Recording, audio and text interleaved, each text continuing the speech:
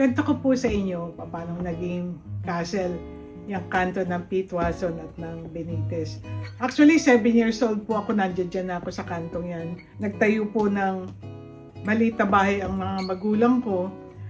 1965, nung lumipat kami dyan. Alam niyo po yung kalye, hindi pa po talaga kalye, parang rough road.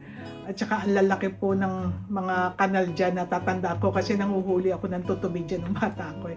So, naalala ko.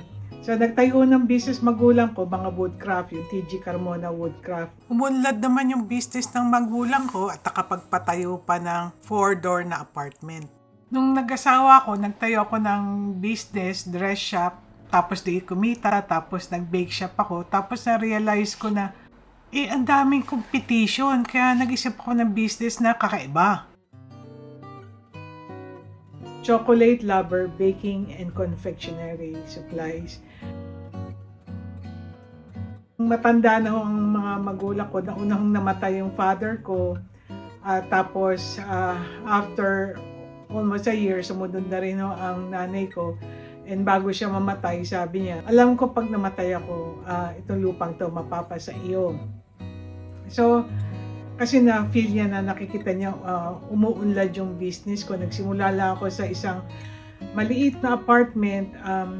Maliit lang ho talaga yung 4-door. Tapos hati-hati kami magkakapatid. So, ito po itsura ng apartment kung saan ako nagsimula.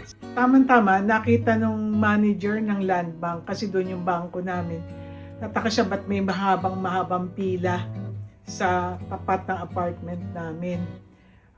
Buibili ho sila ng ang chocolate mold kasi nagpapadala ho ako from mga kapatid ko sa Amerika ng mga molde, mga imported na materials kasi wala ho talaga mabilhan that time ng mga baking supply. So anyway, umunlad siya ng umunlad. Ito naman ho apartment, ang simulan ko, yan din po yung part ng bahay ng nanay ko, katabi lang. So, yun na nga po, nung namatay ang parents ko, sinuggest nga nung manager ng bangko, sabi niya, pwede kang mangutang kasi sumisikat na po yung Chocolate Lover Baking and Confectionery Supplies. Yun yung original, first 5 years. 1994, naging corporation na siya, Chocolate Lover Incorporated. Kailangan po kasi maging corporation bago ako makautang. Pinautang kami ng bangko, yung collateral namin, yung mismong lupa. No? Tapos, since civil engineer yung mister ko, sabi niya, gusto mong design ng building? Nasa isip ko, kung modern, maluluma din. Kasi syempre, bago ngayon, pero maluluma din. Pero syempre, kung nasa ko, parang feel ko na gusto ko yata palasyo. Parang frustrated queen naman ako. Pero gusto ko talaga ng castle. So, yun, unang design, hindi ko masyadong nagustuhan kasi wala akong mga turrets. Kaya, another design, yun, nagustuhan ko na medyo may mga pinakikilaman din ako sa design. Hanggang sa nakuha na namin yung talagang perfect na design. Ngayon, since makakat yung pagbebenta ko ng mga supplies, yun yung pinaka ground floor, inuna ko munang buksan yun. Sabi ko, parang pwede na akong magbenta. Kaya under construction pa ho yan, second floor hanggang 7 floor, kasi 7 stories ho yan, plus may maliit na mezzanine. Kasi inabutan din kami ng Asian Financial Crisis kung naalala nyo, 1997 hanggang 1999 yun.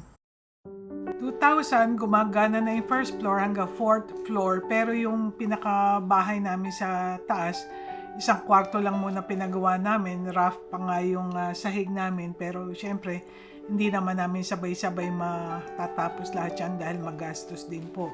So, naging nagtayo din kami ng school, ng baking, cake decorating, and nag-start din ako ng aking TV show. So, 2 years ago, akala nila na benta ko na kasi pinapintahan ko ng kulay puti. Bala ko kasi parang maging marshmallow. Dito naman sa P floor, mga halaman ko, may mga puno ako, mangga, abukado, duhat. Ang building na to aabot ng daang taon dahil sa sobra pong tibay. Never ko po inakala na kahit ganito lang ako, maabot ko to.